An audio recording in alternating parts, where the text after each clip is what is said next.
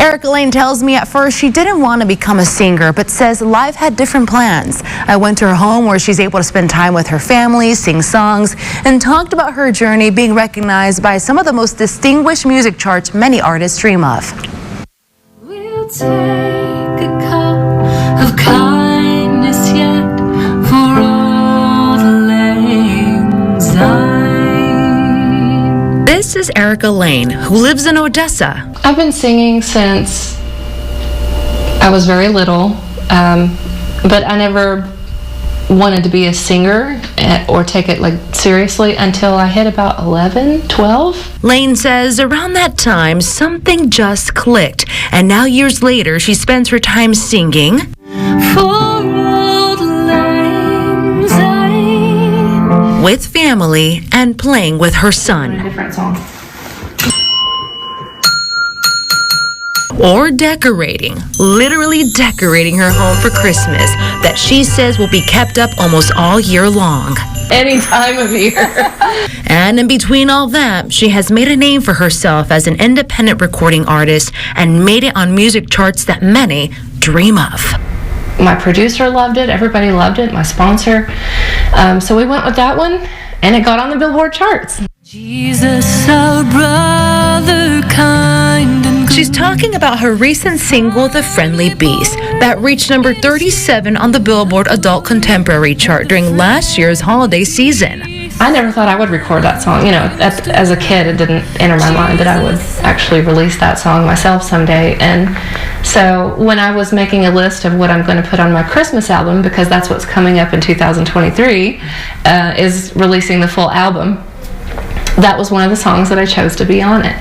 And, you know, it's actually an Old English tune. I said the donkey, shaggy and brown, had carried. But this isn't the first time her music made it to the charts. In 2017, Lane's single Wake made it to top 40 Billboard Adult Contemporary, Mainstream Pop Indicator, and New Music Weekly Indie charts.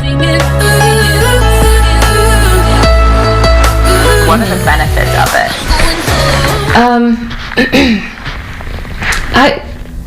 I don't know. I think the Billboard charts have this reputation for that being the goal.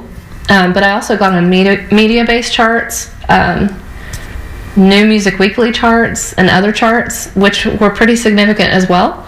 But, you know, I've heard about the Billboard charts all my life.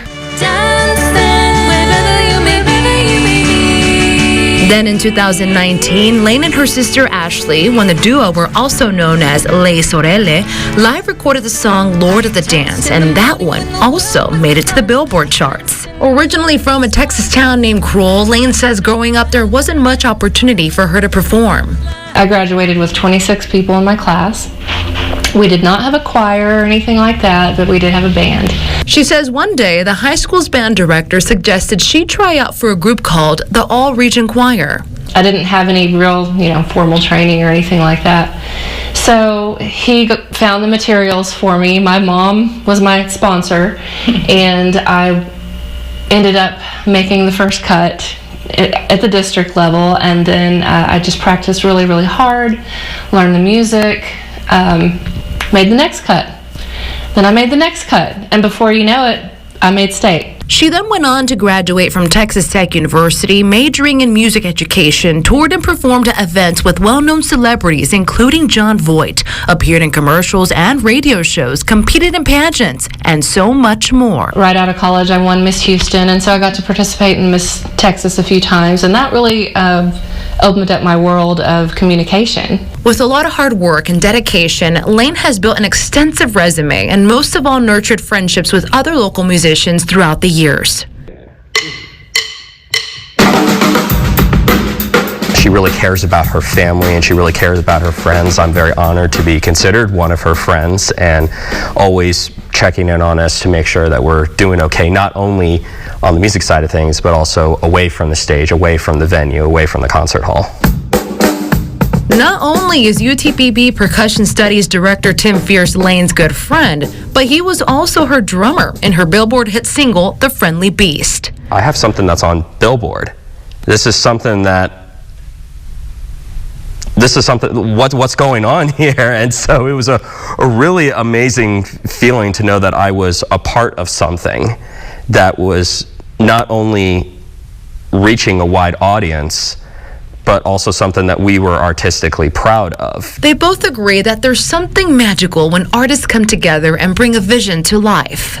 When Erica set out to record The Friendly Beasts, that we didn't record it to put it on the Billboard charts. We recorded it to share it with as many people that wanted to listen to it. And hope others will give present and future creatives a chance to bloom. Love people where they're at and for who they are. Don't judge them, because you are going to be judged no matter what, especially as a creative. Oh my gosh, we are severely judged. That's just, people do that by nature. But if we show them kindness, if we show them patience, and if we appreciate them for what they are doing and what they're giving to society and others around them, then that might come back to us in a better way.